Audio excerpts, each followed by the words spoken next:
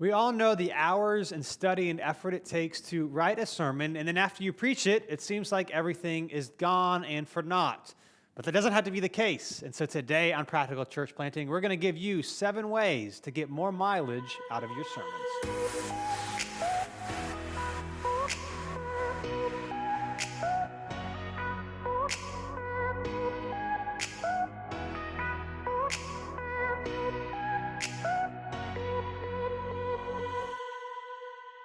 Thanks for joining us again today on Practical Church Planting. We're going to be giving you 7 ways to get more mileage out of your sermon. Yeah, so you spend a lot of time, or whoever preaches spends a lot of time on the sermon, and because of the day and age in which we live, you can actually take that sermon and do a lot of stuff throughout the week with it, and not just preach it on Sunday and that be it. So we want to give you things that you can do to make it go further. Yes. Now, one of the things that we pride ourselves on here, Practical Church Planting, is not just giving you obvious advice. So, for example, if people say, like, if you want to plant a church, build a launch team. It's like, thank you. So some of these points may be obvious advice, but we're going to, for the ones that are obvious, we're going to tell you how we actually do it so that it's actually helpful for you, not just like, oh, okay, well, how do I do that? So Yeah. hopefully in that case, it's helpful for you. Ways you can get more out of your sermon beyond just the Sunday morning. Here's the first one. And this is something that has become really easy for a lot of us to do since we're all recording our stuff right now. Yep. And that is to take a sermon clip from the sermon and post it on social media or YouTube during the week. So this is, a lot of churches do this. We found, or at least in terms of engagement, it's like you want to keep it 90 seconds or less because you could be like, oh, this whole thing is good and it could be 5 minutes long. But especially like on Facebook or stuff like that, like people aren't going to watch something that's 5 minutes long. And so ideally 90 seconds or less. You can even now start to use Instagram stories. We found if you can crop it as do it vertically, and you can do like 4 or 5 stories in a minute or less, and people actually watch that. But all that to say, you can take a clip of your sermon and do that. What we typically do, you might say, okay, well, a lot of people do that. We typically do it based off the bottom line, so it's always kind of easy to find. And so again, it reemphasizes the point for your people during the week. It doesn't take a long time to do, especially if you start doing it every week. Like it takes me all of 5 minutes just to go to the sermon, find the beginning and end where it looks good, and then to crop it in that way. So it's super short. People like it. People like videos, and again, it helps people get this. Helps you reemphasize what you talked about on Sunday to help people remember what was said. And if people really connected with the sermon or really liked it, they're also more likely to share it or engage it because it was helpful to them. Yeah, and I like how you said this is something that you do personally. So if you're new with us, Dylan isn't our like video editor or anything like that. Yep. But you don't need a person to do this. Like you use iMovie, I assume, right, to do it, and just cutting the beginning and end. So it doesn't need to be something that you have to have a separate volunteer for. I mean, if you do, then great. But you don't. If you're just like a one-man show, it is something that you can do if you have iMovie or there's other free video editing things out there where you can just cut the beginning and end, and it's a really simple thing to do in post. So it doesn't take a big team or anything like that to do. Now, I will say, I don't know what episode it was, within the last 10 or 15, we talked about, live streaming tips, so like where to set up the camera and all that sort of thing, so it's more engaging. You should listen to that, because if you have a camera that's off to the side and not facing you well, or it's like too high or too low, people aren't going to watch that because it's going to look weird. Yeah. Now, the good thing about us is we don't have multiple camera angles. Our camera is stationary and is right on me. So it is not like, if you look at our stuff, it's not the most radical stuff in the world, but it's a single shot, it's straight on, and it helps get the point across. It doesn't take a lot of time, and you can post it on a lot of your platforms. Again, if it's 90 seconds or less, you can post it natively on Twitter instead of like posting a link. You can do Insta stories, you can do a Facebook video, but that's something that we do every week, and it's just an easy way to remind people, re-engage people that weren't there. People might stop and scroll for a few seconds, and if they like it, they might watch the whole thing because it's not very long. So yeah, and this is the kind of thing where you can look at different churches and get ideas, even if it's beyond your capacity. Yep. Like, for example, I mean, pretty much any really large church does this, and there's some, if you look at things like Elevation, where you might look at it and be like, they always add a bunch of crazy things to it, and you might look at it and be like, this is just beyond my capacity. Yeah. But I mean, I don't know if this would be the case for every single one, but a lot of times when I see someone like Life Church pop up, obviously they have resources beyond like all of us listening combined. But most of what I see, maybe not all, but most of it is a pretty simple shot of Craig Groeschel with text that's essentially captions, but it's text like kind of across his chest as he's talking. Yeah. And it's not super like engaging is not the right word, but it's not super like in your face or crazy to where like you would stop just because it's so weird looking, but it's simple and looks great. Yeah. And so you can look at other churches, even if they're churches that you think like I couldn't do what they're doing. Sometimes simpler is the more effective thing, and you might get some of these ideas by just checking out some of these other churches. Yeah. And like Brian said, I don't edit our videos at all, but this is something that I can do because it's like you just crop it. So you don't have to have a lot of skill at all. You just take your uploaded video or your video that you've already uploaded or streamed or whatever, download it to your computer, clip, I would say 90 seconds or less, and you've got a little video. And I think a good piece of, I don't know, advice, reference, whatever for these videos is like, how long of a video would you watch if it wasn't your church? Yeah. If it wasn't something that you were like fully in, if it was just like a company or organization that you follow. And for most of us, I mean, for me, there's no universe where I would watch a 5-minute video. Like, yeah, I mean, honestly, even if it's New City, but like for anybody, just because most of the time when people come across it, it's just because they're not planning to come across it. Right. They're just scrolling and they don't necessarily have a bunch of time to just sit and watch one thing. So 90 seconds, a minute, that's really your sweet spot, because that's where you can get those people who really just have a minute and are just browsing around, and also the people who have more time. And I would say too, one thing to keep in mind, we typically do something around the bottom line, is make sure that the clip makes sense on its own. It might not make 100% sense on its own, but it should make like 90% sense on its own. And so don't start in the middle of like a thought process and then end in the middle of a thought process and people don't know what's going on. And so to the best of your ability, sometimes that might, if you don't have a bottom line, if you do it differently, you might have a different part of the sermon. That's totally fine. But again, 90 seconds or less, crop it out, post it. It's an easy way, and it's something easy that you can build on and get better at over time. Yeah. So that's the first thing you can do to get more mileage. The second thing you can do, what we call, is our bottom line graphic or a sermon quote or anything like that. We've done this different ways. We've done just a text with a background image, or not image, but graphic. And then we upped our game and we did a same thing, but like the graphic had to do with the sermon series. Yes. And then now we are doing where we take a picture of who's preaching, which is typically me, and have like a little overlay, and then have the quote in the image itself. Well, obviously in the image itself. I'm like kind of hesitant about that because it's like the Dylan show. I mean, it's not, but whatever. But it gets more engagement, and so it's like, it is what it is. And that's what we do. Now, again, our stuff isn't amazing. You can check it out on Instagram or whatever, New City RDU, if you want to have ideas. But typically for us is the bottom line. And so they'll get, not on the same day, but most weeks you'll have a bottom line graphic and you'll actually get a message clip around the bottom line. And so hopefully you might see at least one of those based on your algorithm in your feed. And it just gets in front of people. Again, I've seen that if the sermon was particularly impactful for someone, they're more likely to like the video, the graphic, because they don't even have to watch a video. Yeah, true. And share it and comment on it. It's an easy way to get engagement. It's easiest if you have a picture of the person preaching and the text next to it. But even if it's just the text, with a graphic, a color, or something like that, it's a way to remind people of the sermon, and especially those that are there. It's just a way to be re-engaging. So so a little like inside baseball on how we do ours. So like Dylan said, I don't even remember how we originally did them. I mean, they probably weren't very good, but we don't have we have a volunteer graphic designer now, but he's a volunteer, so he's not someone we can have make weekly graphics. Right. So he made what we did for a while is kind of like a template for our sermon series, and like a template for a graphic for the bottom line that was similar design. And then we just like go in and edit the text in a Illustrator file or whatever, which was in a different picture each week, or this is before the picture. Before the picture, which was fine, but like it looks the same every week. Yeah. And one thing on social is like things that are repetitive and look the exact same, it's just not going to get much engagement over time. So it's not that they looked bad, it just wasn't getting much engagement. So we moved on to getting a picture of Dylan, and we don't have like staff photographer. Like I do a lot of our video stuff. I'm not a good photographer, so our little way of cheating this is. Because we also don't necessarily always have someone on a Sunday morning who can take a live picture. So Dylan, I hope you're okay with me telling people how we cheat.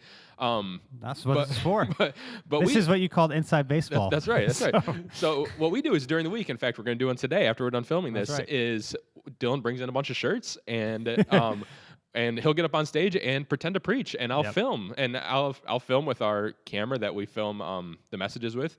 But that way I can actually get up close to him and do things that we couldn't do on a Sunday morning, because obviously it'd be intrusive to people there. So and then you take a still image, and then I take a still image from it. I mean, so obviously if you have a photographer, they could actually take pictures, but I'm just not that good of a photographer to get good things, so I just take a video and then take stills from it. But so it looks like you're preaching. Yeah. Obviously we don't get the crowd. We don't get chairs. But that's what it looks like, and that's just a way that we can get engaging pictures consistently because we have some volunteers who do pictures, but we just don't have them on necessarily on a weekly, or sometimes we do on a weekly basis, but not necessarily always getting a picture of Dylan. And our auditorium is dark, and we had some. Well, Yep. the church planner that we sent out, his wife took really good pictures. Mm-hmm. She left, and then we had someone else who's not as good. Mm-hmm. And actually, she's moving too, so now we're back to trying to figure out. Square one. But like, she couldn't take good pictures on a Sunday morning of me, and so that's why we take a bunch. We take like 4 or 5 different shirts. We have like a month's worth at a time to use. Now, I'll be honest. Maybe I just notice it because it's me. I don't think it's quite as good as if you could have someone who was good at taking pictures, taking a picture of that Sunday morning. Mm-hmm. Yeah. Just because, like, maybe it's because I know, but I can tell they're a little fake. I don't know if the average It's just person because he can. knows. But you don't have. But all that to say, you could get somebody to take a picture in your space, or if you're portable, maybe after service one day before you tear down or whatever. You don't need the whole auditorium. It could just be straight up. It's okay if your shirt that's in the sermon graphic is not the shirt that you wore on Sunday, because nobody knows. Yeah, no. I don't even remember what I wore yesterday. So that's an easy way to do it. If you can't do it on Sunday morning, just take like a month's worth or 4 or 5 at a time, and then you can add the quotes as the weeks come. And I totally get, like, Dylan's in most of them, so I would feel the same way, that it is kind of, I'd feel uncomfortable having my picture posted every week. Yeah. As Dylan said he does too, which makes sense, but we just know that pictures of people get more engagements, and it also, and not just it gets more engagement, like it gets more likes and things, but people who don't attend want to see what the place looks like, and it's going to get more engagement than just a text graphic. And so even though I think as long as your kind of motivation's all right for doing it, I would say, not that like anyone needs my permission, but I think it's okay because there's a reason we're doing it. If we were doing it because, I mean, not that he would ever say this, but Dylan was like, I feel like people need to see the face of the whatever more, then I think it'd be a little more dicey. But I think if your motivations are right and why you're doing this, I think it can be really helpful for people to actually see a face. And one tip with, if you do like a sermon quote or a point or whatever, typically we try to do the bottom line, but there are some weeks where the bottom line in and of itself doesn't make a lot of sense, or it can even sound, I don't know what the word, it's not bad, but like, you need some context. Yeah, it could sound judgy or just, and in context it was fine. And so in those cases, we'll take another point from the sermon that might sound fine, that on its own makes good sense. Yeah. So just to keep that in mind as well. Yep. So that's the second thing, bottom line graphic. The third thing, this one might be unique, is you could do an Instagram story quiz. So we haven't done this in a while, but we did Esther last year, and from time to time, or like some of our Christmas series in the past, what I'll do like on a Monday is I'll do like a 5-question quiz on the sermon. And you don't like want to make people feel dumb. So it's not like trying to stump them, because if people feel dumb, they won't answer it. But it's like fun. Like, so if you're going through, like we're going through Exodus right now. Yesterday we did 4 chapters, skimmed them, in chapter Exodus 20. So this one wouldn't work because we talked about like selling Hebrew slaves or buying slaves and fathers selling daughters. It's kind of a intense. Yeah. So that one probably wouldn't work. But if you're doing like a narrative, for example, you could say, if you're doing like, I don't know, half a chapter. I don't. It's hard to tell my mind. Like you could say, who was this person? Like maybe there was a name that showed up in one of the verses. What was the name of the person that blank? And that one might be a guess, but it's fine. Yeah. Or maybe you're starting a new series and you're like, when was this letter written? And some of them might be obvious, some of them might be a little bit difficult, but it's just a fun way people can get, because on the Instagram stories you can do up to 4, and so if they click the right one or the wrong one, they see the answer. Yeah. And that's just a fun way to. The little nuggets get people to listen better or listen more, because like, if I do this every week, I want to try to get these right. Yeah, totally. But it's just another way to get something out of the sermon. And it helps people pause on a story for a minute, because I mean, I think most of us know. I don't know if you're like this. Sorry, Brian. I probably am. But I answer every poll I see online. Totally. So everyone, any story on Facebook, Instagram, whatever, if I look through them, I'm skimming through and skipping fast through them, unless there's a reason for me to engage with it, which is give me I mean, it sounds like childish, but like, give me a reason to click on it and you'll have my attention for a split second more, because like, I just like the way they have it set up is great, because I mean, it helps people get engagement, because obviously they keep coming after you finish one, it goes on to the next, but it encourages just like skipping through everything. And so if it's just like pictures, unless it's something I really want to see, it's going to get skipped through. And so any poll, any quiz, any whatever, I don't even know if there's any other options. Anything that's like, click on this, Yeah. I'm gonna click on it. Even if some people don't do this, but like on Twitter or Instagram, whatever, if I don't even know the answer or I don't even care, I'll still yeah. click. Yeah. I'll still vote Yep. because this is fun. Yep. So what you could do, you could take a picture. For example, when we were in Esther, I did this most weeks. So I took a picture of Esther, like on the Bible. Okay, yeah. And that was the background image that the poll was overlaid on each one, Yeah. or the chapter 1 or chapter 2, whatever we were in. So it takes a little bit of time, to think of the questions or something like that. But that's just another way that you could engage people. It's kind of fun. Yep. So it is fun. An Instagram story quiz. Number 4, you could write a blog post about a point or a verse that you went over. So maybe there is more context, or it takes too much time, or there's something that people might be questions about. Mm-hmm. If you have a blog, you could write about it, or you could do. You could do this on your Facebook page, like a little bit more long form. You probably want to keep it like, I don't know, 5 sentences or less if you want to do something like that. Yeah. So I might not do that, but if you have a personal blog, or maybe your church has a blog that you write on from time to time, you could elaborate that way, and that's a way to kind of maybe share some thoughts and you don't have to recreate something, like it's already there. So that's something you could do. Yeah, I think this really helps for like if you've listened to much of our things that we've done on preaching, we talk a lot about not I don't know if there's the right way to put it, but not talking like you're talking to a bunch of seminary students, like not just dumping information. And this is kind of a place where, not that that's what you'd want to do, but you can kind of get some of that information that you found really interesting, but maybe it doesn't add a whole lot to the message itself, that you maybe had to either cut for time or cut just to make things a little less complicated, where you can still get it out there. And obviously we're all being honest, like it's not going to get nearly as much engagement as people, like you're not going to get as many people reading your blog as come and listen to it on a Sunday. But you'll get some. And most pastors, like if they have a blog, you'll get some readers from your church, and probably not much outside of that, but that's fine. Yeah. Like you don't need to get people outside of the church, honestly. But that's just a way to get some of that information that maybe you found really interesting, but maybe it didn't really fit into the message, kind of out there, and not have to keep it to yourself. And with that, so you could do a blog post, or I've been doing more of this lately, maybe on a Sunday afternoon or something, do like an Instagram story, like 3 or 4 stories, try to keep it like under a minute, because if I see like a lot of those dashes, I'm like, I ain't watching this. Yep. But you could elaborate further or remind people on your personal social media as well. So blog post or a little post on your own to help kind of further what you talked about might be something easy. It doesn't take a ton of time to do. Yep. That's number 4. Number 5, you could write a weekly devotional focusing on a key concept of the message. So we did this a while ago. We did 1 Corinthians. It took us like 40 weeks or something. In like 2018 or something, or 2018 and 19, into 19, something. Yeah. I don't know. And Adam, who was on staff here at the time, he wrote. We called it extra credit because we called 1 Corinthians Masterclass. That's right, extra credit. A masterclass on the masterclass on life, I think. On life or something like that. So that was just what it was called. And so he has something called extra credit. So it worked awesomely. And he every Sunday evening, took typically from the bottom line or maybe something else that stuck out to him and wrote, I don't know, 10 sentences or less. Yeah, like nothing paragraphs. crazy. Yeah. Just like a short devotional that we sent out every Monday morning. And we had people sign up for that differently than our just church newsletter because we didn't want to spam people or send 10 emails and have people unsubscribe. And so we said, hey, as we do the series. And so we had people sign up for it. And so that's an easy way. And you could do this through your church, or maybe if you want to personally start a newsletter of spiritual insights, you could do that. And just whoever wants to sign up, but you could take what you did on Sunday and not write some brand new thing. Yeah. But doing a weekly kind of small devotional. People like devotionals. YouVersion, people buy devotionals because they need help studying the Bible or trying to learn.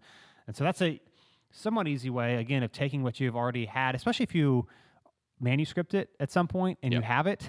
You can just kind of take that, tweak it so it reads coherently, and then just have a little devotional that you can send out, every week. Yeah, and that's good. And I think having people sign up for that specifically is really helpful because, like you said, you don't want to spam people, and you want people to tune out whatever you're trying to send out for the church. But also, it'll help gauge if people are actually interested in it. Yep. If you have this idea and you feel like you promote it well, and you have pretty much no one sign up for it, then it's not that it's a bad idea. It just means that it might not be a good time for it. However, if you have people sign up for it, it's not like everyone that signs up is going to read everyone, but at least you know that people are interested in the concept or the idea. So it gives you a little bit of proof of concept. Yep. And so have people sign up for it. And I think it's a great idea, especially if it's for, if you preach through books like we often do.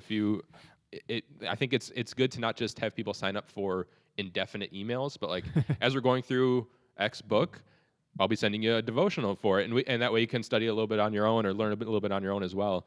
and it's going to, go, not that you have given an exact date, but we'll be doing it till the end of the year, whatever it is. And it'll help people give a little bit of an end date, but also help them know, like, this is what it's going to be about. And if the next series, maybe I'm not as interested in, then maybe I won't sign up for it, whatever. But at least people know kind of what they're getting and can help really dive deeper into that book. Yeah, so the weekly devotional, again, it could be through the church is what we did. Yep. But even personally, if you want to do your own thing, you could just take what you had from the sermon. It's a way of getting more out of what you wrote. That was number what, 5? I think so. Yep. Number 6, sermon-based small groups. So we'll elaborate. We haven't done an episode on this, like how we do groups. We'll talk a little bit about it here. We call them community groups, whatever you call them, it doesn't matter. But we don't multiply our groups. We have a really old episode about why. It's really, it might literally be in like the first 5. Back in the archives. We don't multiply our groups. We start new groups, and if someone wants to lead a group who's in a current group, they can, but we don't like multiply. Anyway, that's not the point. Our curriculum is always based off the sermon, which is really helpful because it's the same thing every week. You don't have to pay for it. You know what everybody's doing. We've had there are times, and I think we've all been with this, where people love the idea of maybe going through a book together or whatever. Yeah. But then they have to do homework, and nobody does it. Yep. And so this is just an easy way of getting more out of your sermon. And Larry Osborne has a good book on it called Sticky Church, right? Sticky Church. Sticky Church, yeah. And it's all largely about their groups, which we model ours off of how they do it. Larry Osborne, Sticky Church, we highly recommend it. But anyway, it's just an easy way of like, I was there on Sunday. I can actually discuss what I thought about and what I learned. Before we talk about how we actually create it, it's just we do it every week, and we also write it in a way that if you're not there on Sunday, it's fine. Yeah. But it's like you get to do the homework without having to do extra homework, and it allows you to discuss ideas, points in the sermon. It allows you who wrote the sermon to get more out of it. It's worked really well for us. We've done it since we've started groups, and I don't see us ever not doing it. No, I mean, honestly, it's even before New City, the previous churches I was with have done it, and I can't remember last time I was not doing sermon-based small groups. And it's great because like it gives people an opportunity to ask questions that they may have and that don't really have a avenue to ask them otherwise. And like, so for instance, right now, the community group that we're in is a very age diverse group, and also not just stage of life, but kind of stage of faith. So if people who are not necessarily, I don't want to say like brand new Christians, but like people who maybe haven't engaged much in things like small groups much in the past, and then people who have kind of forever. And it's fascinating to hear the questions that come up from the Sunday morning that like, there are questions that come up that I think like, I have that question too, but I didn't even realize I did. Like and you get that when you're all listening and going through the same thing. When it's a book and something like that, you're all studying the same thing, but different people put different amount of energy into studying than others. Some people will skip, and it's hard to get everyone on kind of the same page of what they're going through. And so going through that Sunday morning, whether you're in church or not, you can listen to it. We post a podcast or we post a video and podcast and stuff, and it's live, so people can watch it from home if they miss it at church.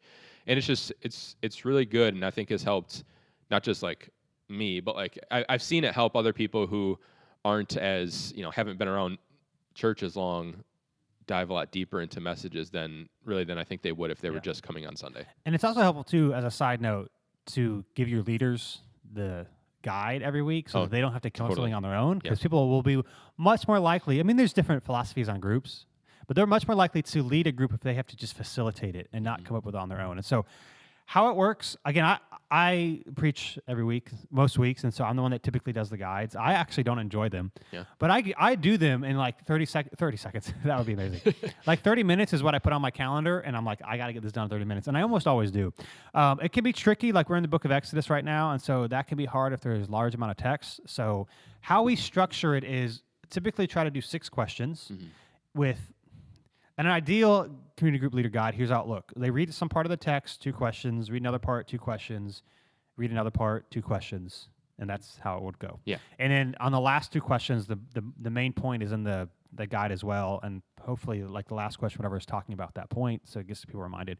Now the trick is you can't put everything that you read. If you read, a lot of text in the guide, because people aren't going to read all of it, and that's okay. You can leave some stuff out. It's not a big deal, but it gives people a chance to dive deeper, to talk about what they learned, questions that they had. Allows them to ask questions. Even in the guide, sometimes we'll say like, "There's no wrong answer to this," or "Feel free to be honest if you struggle with this text or you're confused or it makes you uncomfortable, it's just I don't know, it's just an easy way to get more out of the sermon. People have already done their quote unquote homework. Yep. And they get to discuss what they learned. If they had questions, they got a safe place to talk about them. And I don't know, we highly recommend it. Yeah, it's good. And I've been in groups where the person leading was not an experienced leader, so to speak.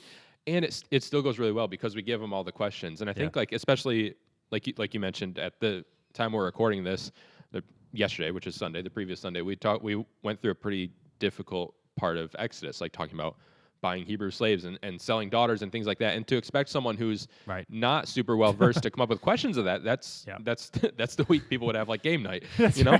And so being able to give them questions where, we kind of put it in there that it's totally, there's no pressure for the leader to have the answer to all the questions.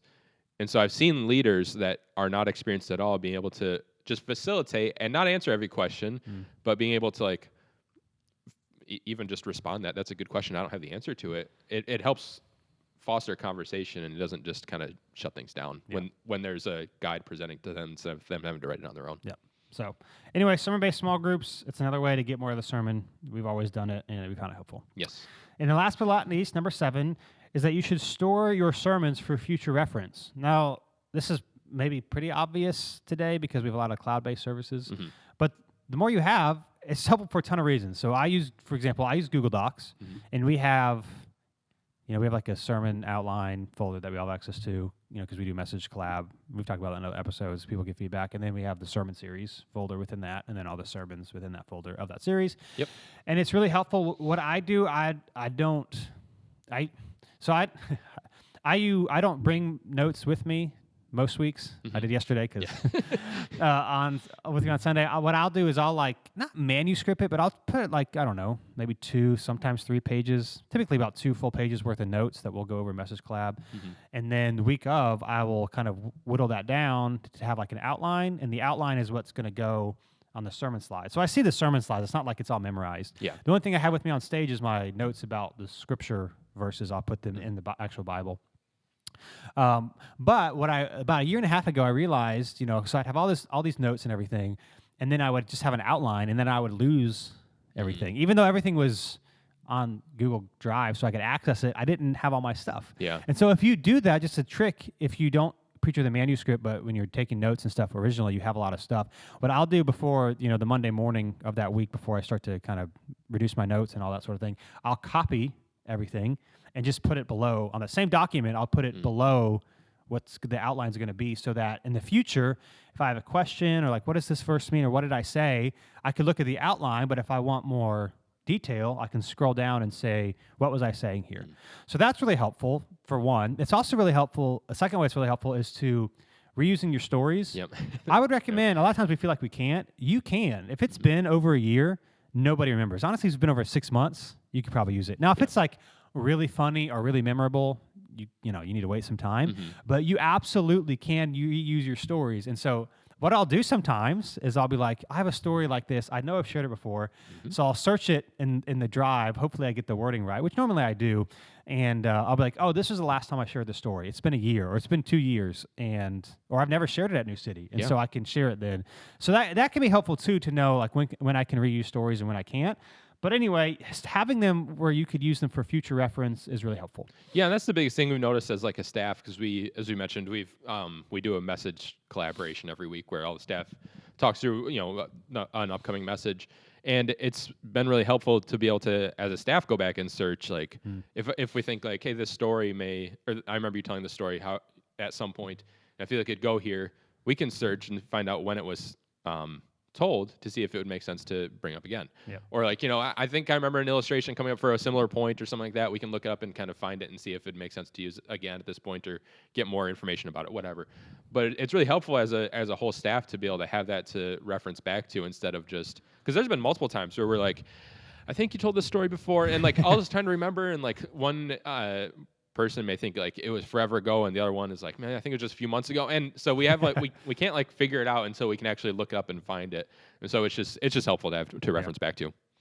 So especially since there's so many cloud-based things, whether it's Google Drive or Evernote or whatever, OneDrive, whatever people use, Dropbox. Like, there's so many free options to do it that like you said, I think as long as you can like make a copy of your notes before you whittle them down to almost nothing, if that's what you do, I think it's really helpful just to save. And it might be the kind of thing where you save them indefinitely, and there's 90% of them you never reference back to, but it costs nothing to do, and it takes no extra work. And so I feel like just having that little extra reassurance just to in case you need it is and it's helpful too, because if I'm going to make a point, for example, I'm like, if I made the same point in the past, you look it up, how long has it been, because you can reuse them, but not something you used like 2 weeks ago.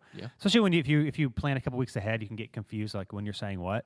So stuff like that's helpful. Just have them all in one place that you can reference in the future. Now there's sermon softwares. I've never used them that can help people with outlines. Like there's like Sermonary and stuff like that. So I don't know if this is true for stuff like that, but if you do use like a third-party thing, I would just make sure that you can actually have your notes if you ever stop using that thing. So if it's like if it's a paid thing or something like that, just make sure you store them somewhere where you can also reference them in case you need to figure something out in the future. So, and I think this is also really helpful. Like it's going to be a long time. Like as we preach through books of the Bible, it's going to be a long time until we re-preach through those books. Like I don't know when we're going to do Exodus again, but when it comes to like Easter or Christmas, they're obviously relatively similar each year. And so being able to reference back and think like, did I use this exact same point? And not even say that you can't, but at least then like, am I copying word for word, or maybe I had a better way of phrasing this before. And so just being able to reference back when it comes to those that are going to be preached multiple times, I think is really helpful. Yep. So just make sure you store them somewhere that's easily accessible for future reference. If what you're using now, you're like, I'm not sure if I like this or whatever, it's as soon as possible, switch to something that you like, because it'll just be easier in the future. So we use Google Drive, but you can use anything else. I would just make sure it's cloud-based so you can access it anywhere, not just on a computer or one space. Yep, and a little plug for Google Drive. I mean, there's others that do this too, like Dropbox and things, but Google Drive, it's helpful to have your entire staff be able to have access to it. And even if you have no staff right now, it's just it'll be helpful in the future, and especially if you use, if Gmail is your email suite that you use. It's just something that everyone's going to have access to and has experience with, where some of these other ones, like I know a lot of pastors use Evernote and things, which is great, but it's just less likely that you'll be bringing on staff that has experience with it, which if you're willing to show someone how it works or think they can do it, it's just fine. It's just something that you got to kind of know ahead of time. But Google Drive is just something that everyone knows how it works, and it's really easy to bring people on. Yeah, so store them for future reference. And those are 7 ways to get more mileage out of your sermon. Yes. Hope that was helpful. If you want more tips and advice, you can head to practicalplanting.com and join the Practical Planting Facebook group. Interact with other pastors and church planters just like you. Thanks for listening, and we'll be with you next time on Practical Church Planting.